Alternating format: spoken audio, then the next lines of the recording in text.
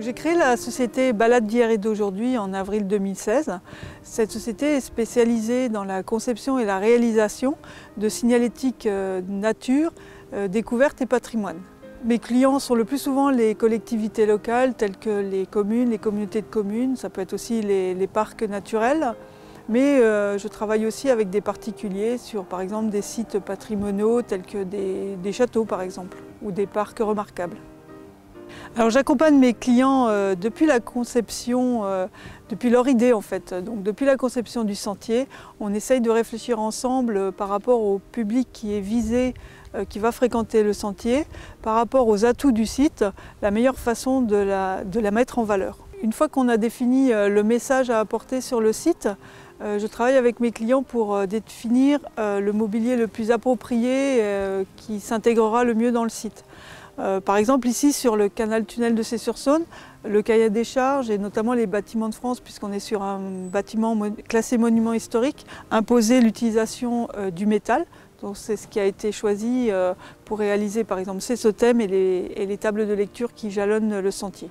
Je propose à mes clients des illustrations ou des photographies pour illustrer les points d'intérêt qu'ils ont à mettre en valeur, ou je travaille, comme c'est le cas ici à Cey-sur-Saône, sur des visuels qui étaient déjà créés et on a travaillé à l'amélioration de la lisibilité du panneau, à la clarté, sur les polices, les couleurs utilisées pour rendre le message beaucoup plus clair et beaucoup plus lisible. Je peux aussi poursuivre en proposant par exemple une carte du sentier ou un descriptif, une brochure. Je peux aussi compléter ma prestation par l'animation du sentier, par des balades comptées ou des balades détente ou des balades découvertes tout simplement de la faune et de la flore présente sur le site.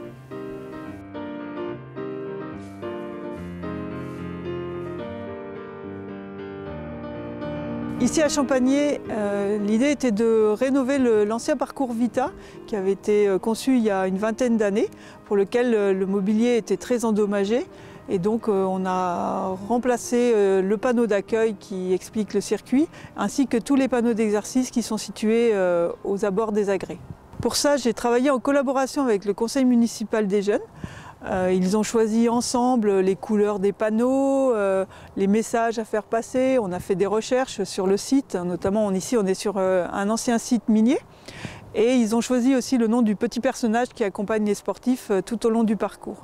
Alors ce qui me plaît dans mon métier, c'est que tout en étant assez proche de la nature, j'ai gardé ce côté technique qui me plaisait tant, pour lequel j'ai fait des études, puisque avant j'étais ingénieur mécanique. Et de pouvoir collaborer avec des municipalités ou des clients, de travailler ensemble avec eux pour pouvoir aboutir à un projet qui leur ressemble. Ma force, c'est de ne pas avoir de catalogue prédéfini. Donc je fais du sur-mesure en collaboration avec mes clients.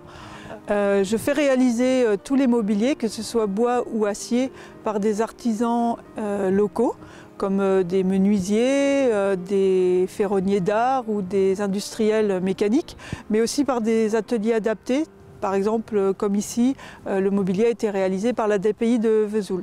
C'est important pour moi parce que ça permet d'avoir un contact assez rapide avec les fournisseurs sur place, de réagir quand il y a des modifications, de les faire venir sur le site, de pouvoir moi aller contrôler les stades de fabrication, aussi de discuter du projet pendant la conception, éventuellement d'emmener mes clients voir la réalisation de leur projet en cours de fabrication.